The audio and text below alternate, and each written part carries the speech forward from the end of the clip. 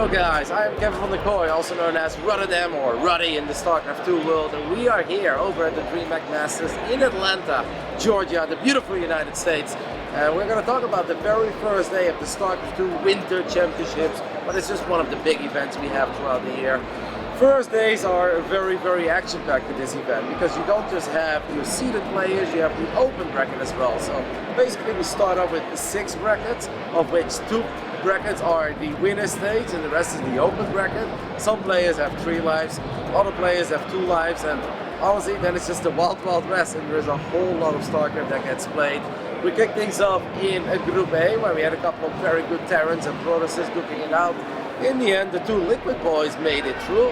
Clem and Cure, both of them played very well. I would say they are 2 of the favorites to do very well in this tournament, so I guess it wasn't too surprising, but it becomes a bit more surprising if you think of that other great Terran that was playing today, and that is Maru. Maru lost to Cure, and then he actually lost in the lower bracket of the winner stage as well, but that doesn't mean he's out, which gets a bit complicated, but that just means that he starts earlier in the knockout bracket.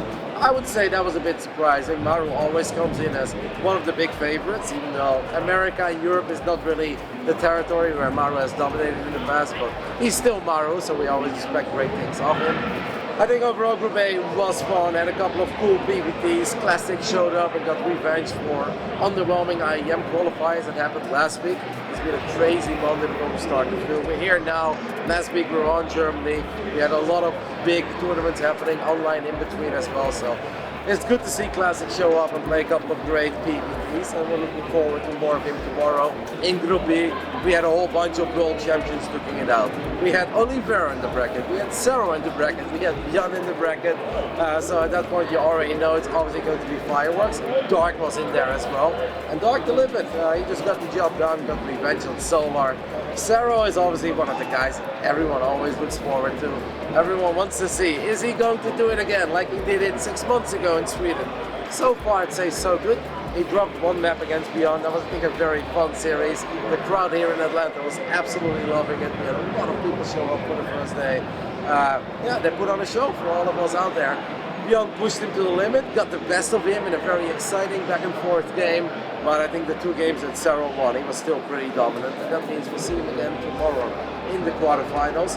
So those were kind of the stories of the winner stage, but it's not all about the winner stage, because we have that open bracket as well, which is 4 times 8 players duking it out with each other. But even if you win your open bracket, you still start somewhat early the knockout bracket, which is a bit unfair, and the reason that is because this tournament doesn't just start offline, it basically has a massive build-up online.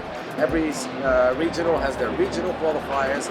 If you perform well in those, you get seeded deep into the tournament. If you don't perform well in those, well, you can still come to Atlanta, like many of the nerds did. They traveled from different places around the world, a lot of Koreans, a lot of Europeans, obviously some Canadians and Mexican players making the journey over. But it means you start in the open bracket. Too many stories to really cover them all over there. We had Trigger, our Canadian Protoss player from BASILISK, playing it. Didn't have the best run, unfortunately. Ran into Elazer very early. Elazer kind of dominated his group, so that Liquid boy is going to advance deep into at least the knockout stage. In the lower bracket, our man Trigger lost to Shadow, who's just one of the many great European Protoss players we have. And too many other results to cover, but we saw Lambo have a great performance. Harstem, a fan favorite, had a great performance as well as he made it through the lower bracket.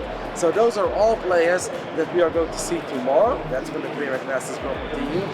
For a lot of players today already ended, and that included some Korean players like Leon. We're not going to see him tomorrow anymore. It's kind of like the beauty and the downside of the Dreamhack Masters Atlanta is that it's amazing there is so much great StarCraft, but also makes you wish that this was a 1-week tour. Because the first day is kind of chaotic. There are 4 or 5 games happening at any given moment. We have B streams and C streams and D streams, but it's impossible to watch all of it. And you see all these great guys, and you see these great stories unfold, like Vindicta, an American Terror player who recently retired, but still showed up because he wanted to play some StarCraft. And he did damn good. He was 1 map away from making it into the qualifier. And that's kind of what the open brackets are all about. Guys that play a lot of StarCraft, but not necessarily are full-time pro gamers. They've got jobs on the side, but they still want to test their luck. And to see these stories unfold is amazing. to then see it not really being put on the main broadcast because a lot of the focus is on the winner stage. That's a bit sad, but unfortunately we only have 3 days for this StarCraft 2 tournament, so the first day is always going to be a bit cramped and action-packed, but starting at the second day it all becomes a little bit easier to follow, even though we're going to have a lot of games being played at the same time tomorrow as well.